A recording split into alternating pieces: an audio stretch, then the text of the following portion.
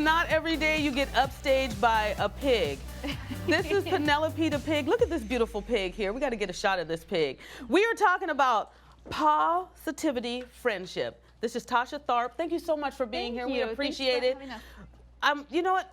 This pig is a little bit much, but I love her already, and we just got to know each other. Tell us a little bit about your organization, because you use a therapy pig, which I'm sure a lot of people have never seen before, because we're used to the dogs, to help children. So talk about it. So our organization was formed 2 years ago when my son was diagnosed with autism. It was kind of a shock for me. You know, it was everybody else's kid except mine. And I wanted to be really proactive, get involved with this therapy. And it wasn't until I used my dog to help him start making progress with this therapy.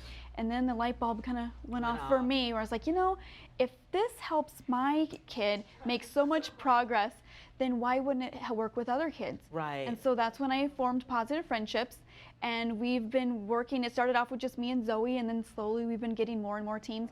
And now we're up to 25 teams. Nice. And most of them are dogs. And we do have one mini horse. Okay. And we have Penelope, the mini pig, and she is mine. And she's not a little micro mini pig, but she is a mini potbelly pig. Okay, yeah, she's pretty big there, making her rounds around the studio here. Not shy at all. Yep. Now, you were saying that your son was diagnosed with autism at the age of 4. We have a lot of parents that watch the show, and unfortunately, they probably are trying to figure out, you know, my kid's a little distant, this and that. Could they have autism? So what were some of the things that you noticed that got you thinking there might be something wrong here? A lot of him, because he is high-functioning autism, so a lot of his is social behaviors. He never wanted to engage with anyone other than pretty much me and his sister. Whenever it came to preschool, when I put him in preschool is whenever it really started showing. Because he would always interact in his own little world, never was with the other kids. Yeah, and I knew he couldn't write very well, so I thought, oh, it's just his writing, he's just has these little quirks. But it wasn't until a teacher actually said, you know, maybe you should get him tested for autism. And then after they did that, then everything started making sense. Oh, when I smile at him, he doesn't smile back at me. You know, that's why he doesn't like me to brush his teeth, or he doesn't like his face touched. He doesn't like the water. That's why my 18-month-old was obsessed with vacuums, and he doesn't play appropriately with toys.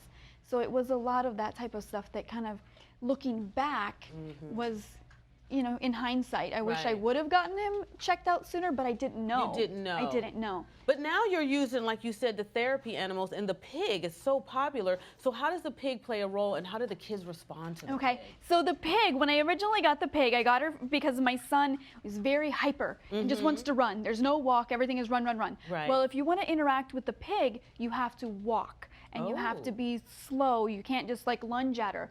So it teaches the kids a lot of self-regulation.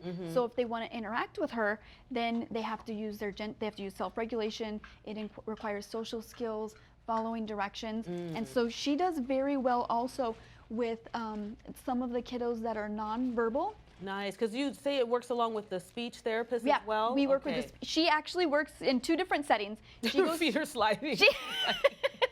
She found the mother load back here. She works in schools, so she goes to 3 different schools right now, and she works with the kids there. And then she works one-on-one with a boy during his speech therapy session on a weekly basis. Now this boy is nonverbal, and we had him, you know, pick yes or no if he liked the pig, didn't like the pig. Do you want to try a dog? So he said he wanted to try a dog. So I brought my dog in, and it worked perfect. No, he did not like the dog because the dog wanted to be in his face. The dog wanted to play. The dog wanted to do just really interactive. Whereas Penelope, when you bring her in a room, it's about the size of a doctor's office room. She's just like wanders around, sniffs the carpet. Do you have food? No. Okay, see you later. So it's a lot less pressure for them to engage, so they can engage when they want to. Well, you were fantastic. I appreciate Penelope coming by and getting fancied up and dressed here with the pearls and the flower on for the show. If you'd like more information, it is PawsitiveFriendships.org. We will have a link as well on our website, so you can get out there and get some therapy with something a little different that just might help you. A pig. We'll be back with more here on Arizona Daily Mix.